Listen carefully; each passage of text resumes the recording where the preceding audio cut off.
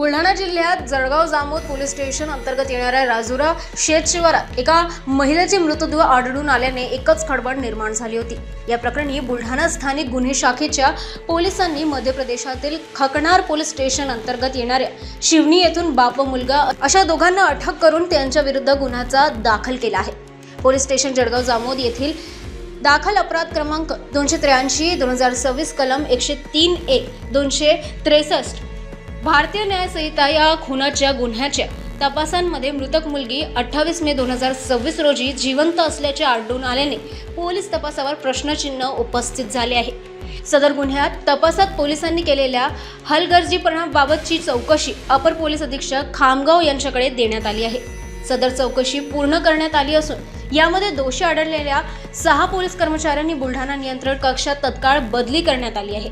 यामध्ये बुलढाणा स्थानिक गुन्हे शाखेचे प्रमुख सुनील अंबुलकर, तपास अधिकारी पोलीस उपनिरीक्षक पंकज सपकाळे, पोहेका एजाज रफिक खान, अमोल शेजोळे, अजित रहमान परसुवाला यांच्यासह जळगाव जामोद पोलीस स्टेशनचे ठाणेदार नितीन पाटील यांच्या तडकाफडकी बदली बुलढाणा जिल्हा पोलीस अधीक्षक निलेश तांबे यांनी नियंत्रण कक्षात केली आहे।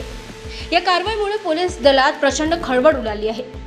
एलसीबीच्या पथकाने घाईघाईने तपास करत हा मृतदेह मध्य प्रदेशातून बेपत्ता झालेल्या शिवानी कलमेकर नावाच्या तरुणीचा असल्याचा निष्कर्ष काढला। शिवानीचा खून तिच्याच वडिलांनी आणि भावानी केल्याचा आरोप ठेवत पोलिसांनी त्यांचा थेट जेलमध्ये टाकले होते। या मुलीचा खुनाचा आरोप खाली वडील व भाऊ जेलमध्ये होते। त्या मृत शिवानी 28 मे रोजी चक्क जिवंत आणि सुखरूप पोलीस ठाण्यात अवतरली।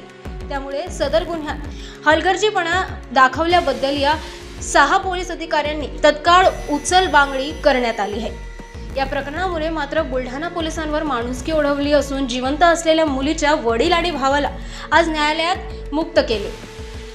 तसेच खामगावचे अप्पर पोलीस अधीक्षक श्रेणिक लोढा यांना या संपूर्ण प्रकरणाच्या सखोल चौकशीचे आदेश देण्यात आले आहेत। दरम्यान राजुरा शेत शिवारातील अनोळखी महिलेच्या मृतदेहाचा तपास बुलढाणा स्थानिक गुन्हे शाखेच्या पोलिसांकडे असताना जळगाव जामोद पोलीस स्टेशनचे ठाणेदार नितीन पाटील यांची या प्रकरणात कारवाई का करण्यात आली असा प्रश्न सर्वसामान्य जनतेला पडला आहे।